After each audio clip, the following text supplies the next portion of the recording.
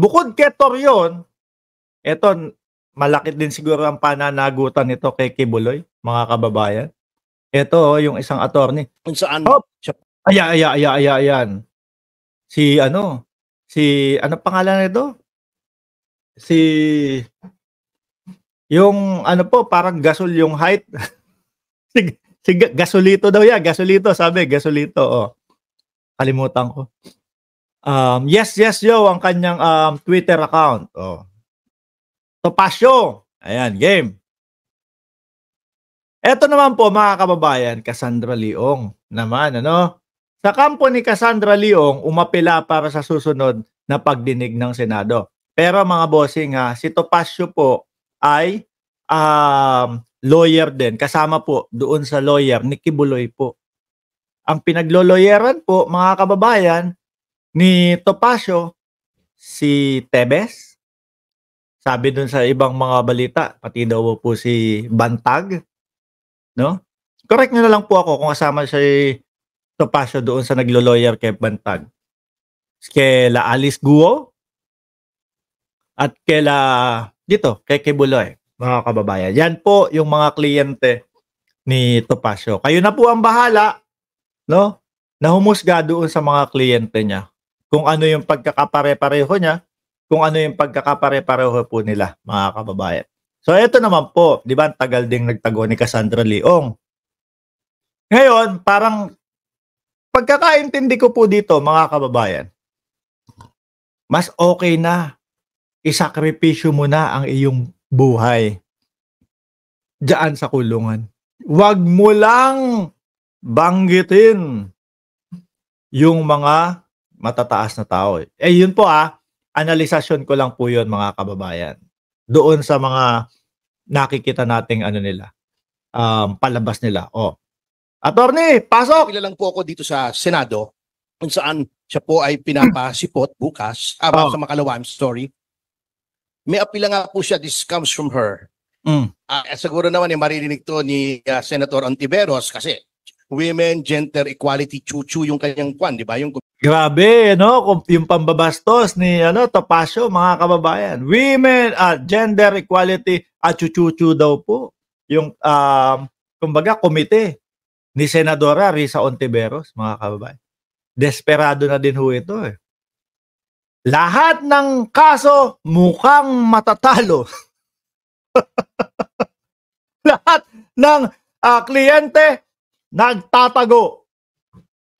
Ibang klase ka, boss. Malupit ka, boss. So ngayon, mukhang hindi na po, no? Ayaw na nilang, sabi daw ni Cassandra Leong, hindi na attend sa Kongreso at sa Senado. Si Cassandra Leong. Grabe, ano?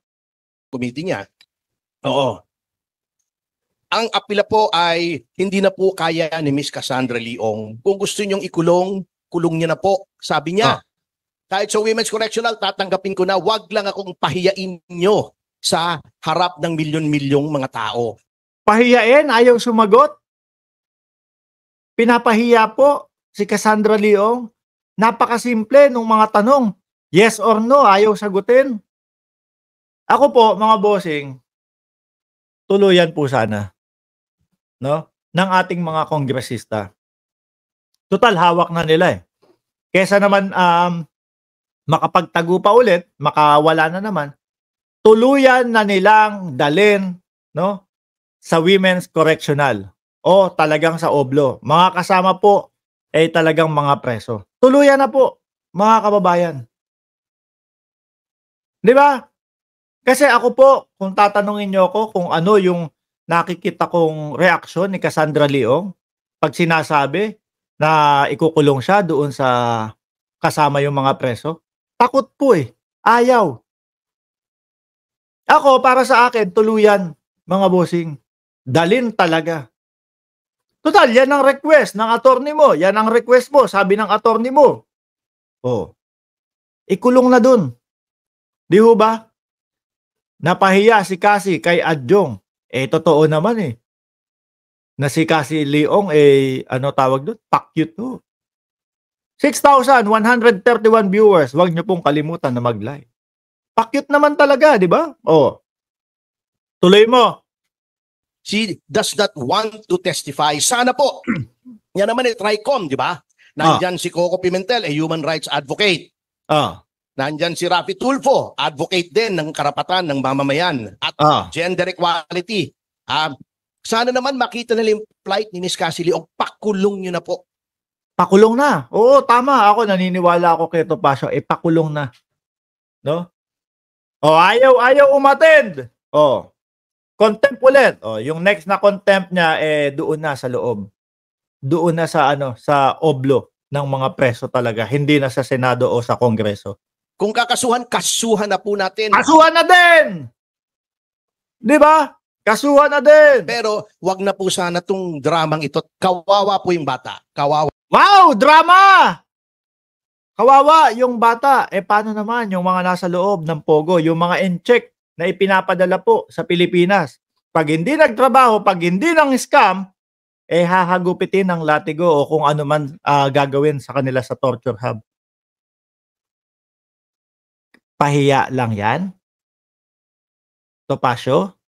Samantalang yung mga, biruin mo, kukuha sila ng trabahante sa China. Sabihin doon sa makukuhang trabahante, maganda trabaho mo dito, ganito, ganyan. Pagdating sa Pogo, wala na. Hindi na mahagilap ng mga kamag-anak. Kawawa po ang buhay. Tapos eto, napapahiya sa Senado o sa Kongreso? Wag nang umattend. Kaya po, mga congressman, sabi po nito Topacio, ipakulong nyo na daw po. Dahil wala na, hindi na makikipag-cooperate yung kanilang kliyente. Bakit kaya ayaw, Baka talagang madami na pong sasabihin si Cassandra Leong. Madami na pong madadamay. Madami na pong malalaking mga tao ang mababanggit. Kaya, pakulong ka na lang. Kesa mabanggit mo yung mga yan. Tuloy mo nga, Topacio. Po. Yan ang appeal. Whether you take that appeal or not is up to you. Nasa inyo ang kapangyarihan. Nasa sa inyo na po. But we are appealing to your better nature na do not subject her to any more of these indignities. Wow! May power naman kayo. Kung tingin nyo uncooperative witness, wala pong merit yung aming invocations of the right to remain silent and the right against self-incrimination. Willing na po siya. Siya po, hindi ko na po advise ito Kasi ang abogado po ay... si si Cassie Leong daw po. Nako, masasaktan si Congressman Dan Fernandez nito. Tuluyan na daw po, mga kababayan, si Cassandra Leong nadalhin doon sa Women's Correctional sa Mandaluyong. Nakaka-advise lang sa legal. Hindi sa emotional, hindi sa mental. Hindi sa moral, hanggang legal lang kami. Yun po, so far sa nakukuha ko kay Miss Cassie Leong, ang kanyang pakiramdam sa ngayon, huwag niyo na po akong ipahiya, hindi ko na kaya. Nung lumalaki po ako, never pong may nagtaas ng boses sa akin. Nakita niyo naman yung temperament ng tao. Hindi naman mayabang, hindi naman hostile. We are just... pero yung mga pinaggagawa doon sa mga pogo nila, diba, diyan sa Senado, mabait, siguro. Hindi pa din Diba? May mabait bang sinungaling? May mabait bang ayaw makipag-cooperate? Pero yung mga ginawa mga kababayan, nung mga pogo nila, kawalang hiyaan po, mga bossing. Topacio, alam ko, dalawa to masaya ka na malungkot. Masaya ka, daming money, daming pera. Big time yung mga kliyente mo Siyempre, bago mo tanggapin yan, mahirap itong kaso mo. Kailangan, tanggapin ko to. Malaki ang bayad mo sa akin. Lawyer po yan, mga kababayan. Natural po, natatanggap ng bayad yan doon sa mga kliyente. Sabi kay Pastor lang, Pastor, pati FBI, kasama doon sa kaso, may kaso sa iyo, ganito, ganyan Mahirap ito. Sige, malaki babayad ko sa iyo. Di ba? Cassandra Leong, bilyonaryo yan. Laki ng pogo Tebes, mayaman din ho. Oh, bantag. May sinabi din oh. Sino pa? Masaya yan in terms of pera, mga kababayan. Malungkot yan kasi mukhang lahat yon malaki ang posibilidad na matalo po, mga boss, Chief Amo, sir.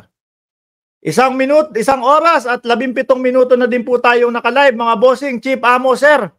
Mga kababayan, si Dennis Cornejo, di ba? Ako'y magpapaalam na po. Huwag niyo pong kalimutan na mag-like, mag-share, mag-subscribe dito po sa ating channel. 7,000 viewers kanina. Maraming salamat po. Hanggang sa muling pagkikita natin. Naka-vlog pa din po tayo, mga kababayan.